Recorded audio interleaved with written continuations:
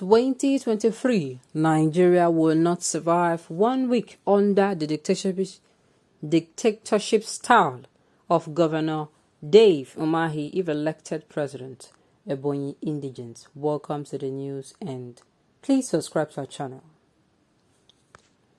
According to Oluchukwu, Nigeria will not survive a week under the dictatorship style of Governor Umahi as president. Wow. You see what I talk about? You see? You guys see it now? Huh? Did you see it? I've said if someone wants to be measured, someone wants to become the president, and you have to use his yardstick. His yardstick should be what should be used to measure whether he is qualified, whether he is competent, whether he has the best interests of Nigeria at heart, is how his people, the light in which his people sees him, how he's actually, his words and his action are in harmony. He will come out and say, oh, don't worry, my people, this and this will happen, and that will happen. He goes in and do something else. It is not in harmony. When people, they have come out to tell you that if you vote for, this man, anything you see, you take. They are coming to just announce. They are not saying no vote for him. They say if you vote for him, this will happen. So some people now that are coming out to say, oh, I want to be the president, I want to be the senator. Check. Are people in support of their... I know some people, they are actually political enemies. Yes. They are political, they have political rivals, and they want to do everything in their power to look bright, to look like an angel to the people. Yes.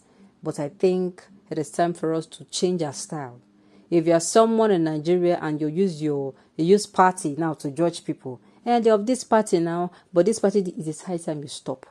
It is high time you stop, because that particular style you're using is now what they call very vague and old. You need to use something new, which is how the person, his character, his integrity, how things, the office they gave him, the position, is he honoring that position? Has he made that position better? How you're going to know is two people are actually in an office and, some things are not working. Then somebody comes in and start doing things very well. Of course, they're not going to touch all the areas. It is very possible that in the juggling of wanting to make things better, you're going to miss out a few parts, but not all or the major parts. Let's hear what the Ebonyi Indigenes has to say. The news in detail, please stay with us. The Association of Ebonyi Indigenes in the Diaspora has rejected the presidential ambition of a state governor, David Umahi. Governor Umahi had on Tuesday met with President Muhammadu Buhari at the Aso Rock Villa and thereafter announced his intention to succeed him. AESID's President Pascal Oluchukwu, in a statement, said it received with mixed feelings the news that the governor declared his intention to contest for presidency, saying he should give stewardship of his 7 years in the state. According to Oluchukwu, Nigeria will not survive a week under the dictatorship style of Governor Umahi as president. He said, how has this called out tiny Ebonyi state with the consistent and reported attacks and communal clashes recorded under his administration, some of which are allegedly fueled by his political appointees? As we speak, thousands who were displaced by communal war in Effium or Huku local government area of a state are yet to return to their ancestral homes, needless to speak of receiving any succor whatever from the Umahi administration. The thousands of victims who were also displaced in 3 communities in Eza North local government area, where he is lavishing public funds in building an international cargo airport, remain displaced as they are yet to be duly compensated by the Umahi administration. Hunger and poverty have been weaponized by his government, such that all might come to beg for crumbs on his table. Anyone thereby is now officially rated the poverty capital of the entire southern Nigeria by the National Bureau of Statistics. With the way and manner he has handled the State House of Assembly, which is ordinarily a separate arm of a government, are we not certain that the National Assembly under an Umahi presidency would be worse by the current rubber-stamped legislative arm that we have in Nigeria? Will Nigeria truly survive just 1 week reign of a dictator like Umahi? AESID would wish to ask, which impacts and mark has Governor Umahi made in Ebonyi critical sectors such as education, given we are qualified as educationally less developed, health, given our poor mental mortality rate, and agriculture, given our rich potential in this sector? What about the state civil service he has left in its shadows, including lecturers in our state-owned tertiary institution, whose salary he has withheld and pays any pittance he feels like? Is it the retirees of some who have died in their pains and agonies over non-payments of their due entitlements, or the sorrowing relatives that would drum support for Umahi touted 2023 presidential ambition?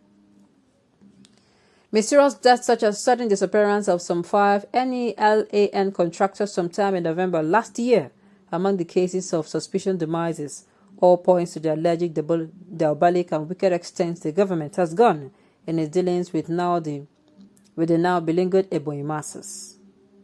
Rather than provide jobs for a teeming populace, what the Umahi government specializes on is to appoint, through pugs, our vibrant youth who daily sings its praises on the social media for some pittance.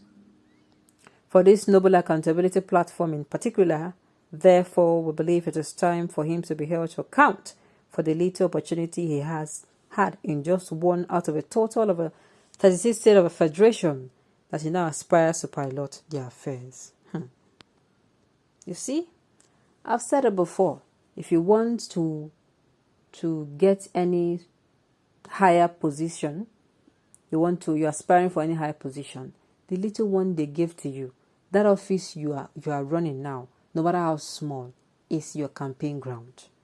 You have to put in your effort, not to please people, but to do your job. You're not putting there to please anybody. Because at the end of the day, if you end up pleasing people and don't do your job, the people who are supposed to vote for you are certainly not going to be the people you pleased. They're going to be the masses. This is what's happened when you please people. Maybe you got in through a door that is not from merit. You went in through a door that is not merit. Maybe you went in through nepotism or favoritism or ethnicism or tribalism or whatever. And then you now want merit to come and support you. It's not possible. You don't sacrifice everything. You don't sacrifice merit for nepotism and still call it to come and assist you. It's not possible. It will not answer. So now, before you stand up to vote for somebody or to declare your support, check the person. How has the office the person has been handling been? Can the person really, really take you as a person to the Nigeria? Can the person take us as Nigerians to the place where we want to be? Okay, on this note, we've come to the end of the news. We say thank you for tuning in to listen. And until I come your way next time, enjoy the rest of your day.